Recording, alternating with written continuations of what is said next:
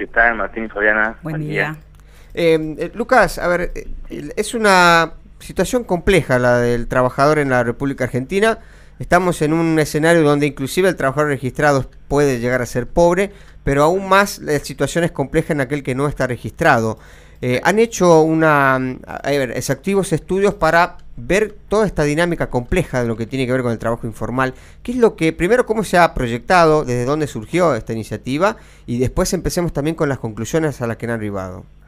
Sí. Bien, nosotros desde el Grupo de Estudio de Trabajo venimos haciendo estudios, investigaciones, proyectos de investigación desde el año 2017 aproximadamente.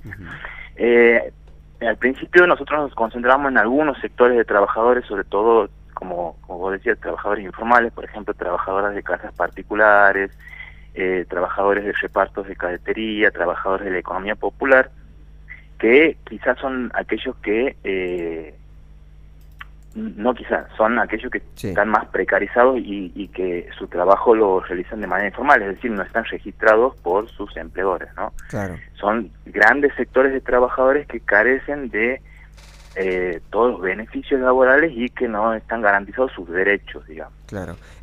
Lucas, sí. Perdón, para que demos una definición, para que la gente pueda entender, el trabajador informal es aquel que no tiene aporte jubilatorio, cobertura de salud ni licencia por vacaciones, por ejemplo. Aguinaldos, exactamente. Aquellos que no están registrados, en principio no están registrados en la Seguridad Social, o sea, sus empleadores no realizan los aportes jubilatorios, la obra social, las ART, y que además no perciben estos beneficios que, como dice vos, la licencia anual, la licencia por enfermedad, el aguinaldo, etcétera.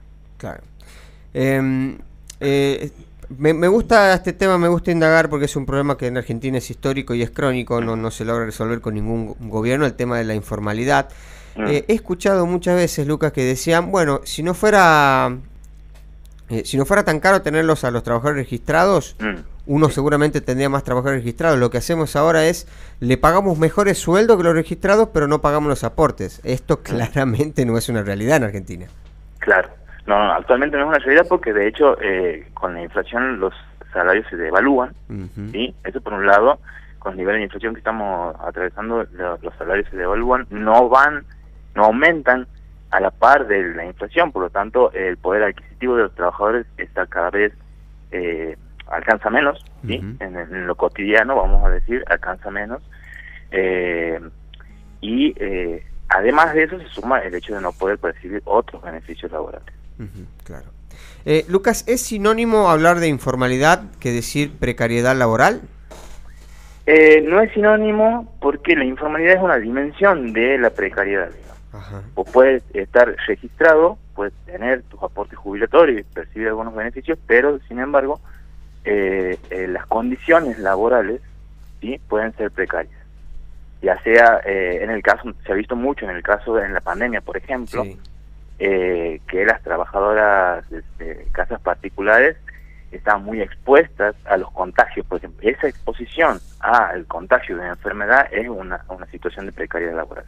Claro. Y ya sea porque los empleadores no proporcionaban los elementos de bioseguridad para los trabajadores, y eso pasó mucho, no solo en el sector de las trabajadoras de casas particulares, pasó mucho en muchos sectores.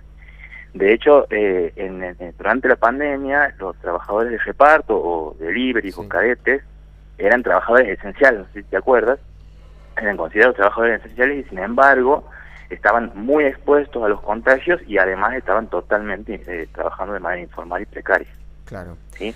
Entonces, ese eufemismo de la esencialidad, en realidad era para garantizar, digamos, ciertas comodidades para una clase media alta. Claro. Lucas, por lo que nos dice, claramente combatir la informalidad no significa que habrá mejores resultados en combatir la precariedad laboral. Es decir, podemos tener más empleo registrado, pero quizás de peor calidad. Puede ser, sí, seguro puede ser. No quiere decir que sí o sí vaya a pasar, digamos, claro. Esto no es matemático, no es una ciencia exacta, puede pasar, digamos, hay que analizar cada una de las situaciones, cada uno de los sectores, ¿sí? Hay sectores que no están precarizados y que gozan de todos los beneficios, hay sectores en donde, si bien están registrados, están precarizados. Hay una combinación de variables que nosotros analizamos en el mercado de trabajo para poder concluir o reflexionar sobre eso, digamos. Claro, claro. ¿Y han podido encontrar cuáles son las causas de por qué tenemos esta problemática en Argentina que no se resuelve? Mira, no es solo en la Argentina, digamos, en el mundo, sí, hoy en día está, todavía se sigue debatiendo en torno a la situación de los trabajadores y trabajadoras, digamos.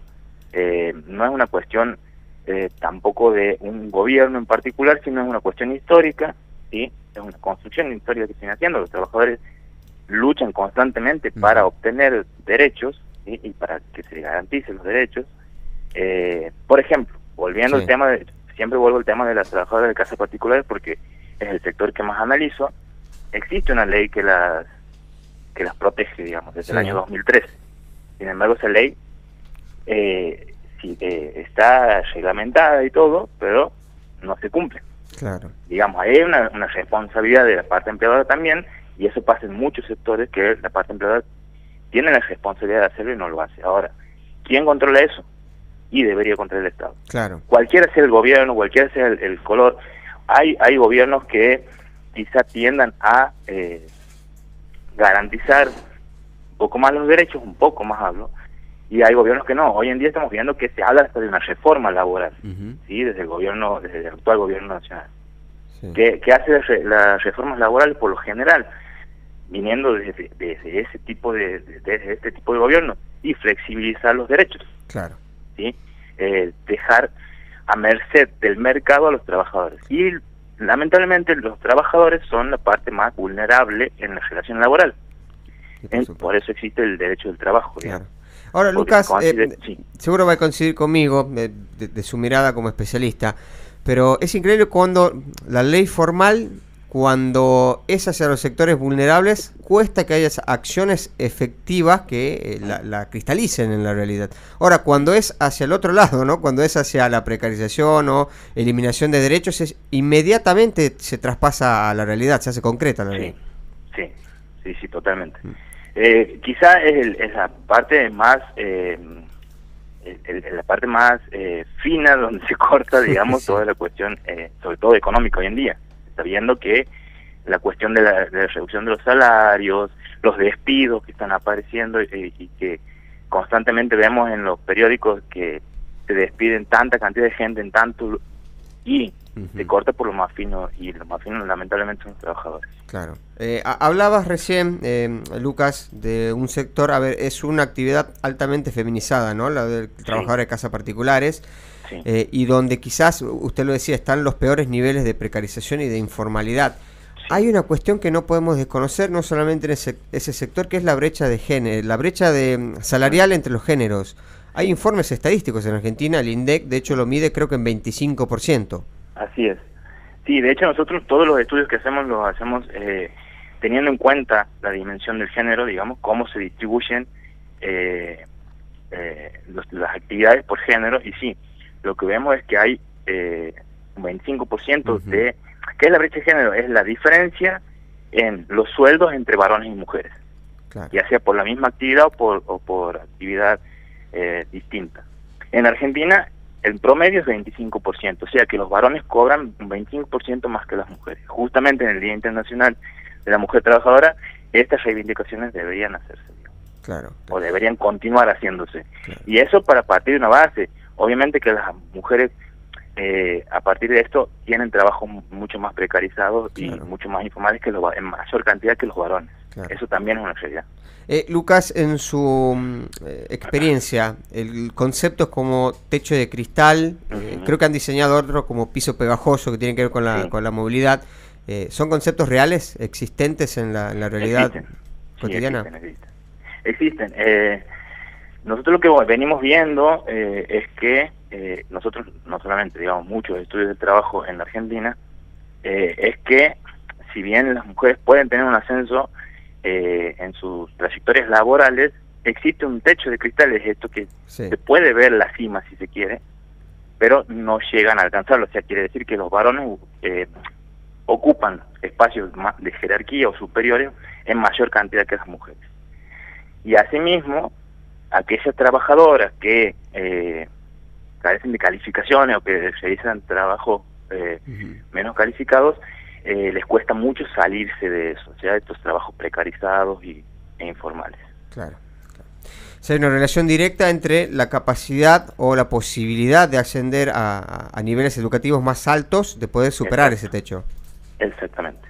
Bien. Lucas, ha sido muy amable, muchísimas gracias. No, por nada, Martín, un gusto. Hablábamos con Lucas Emanuel Torres, becario postdoctoral del CONICET en Santiago del Estero.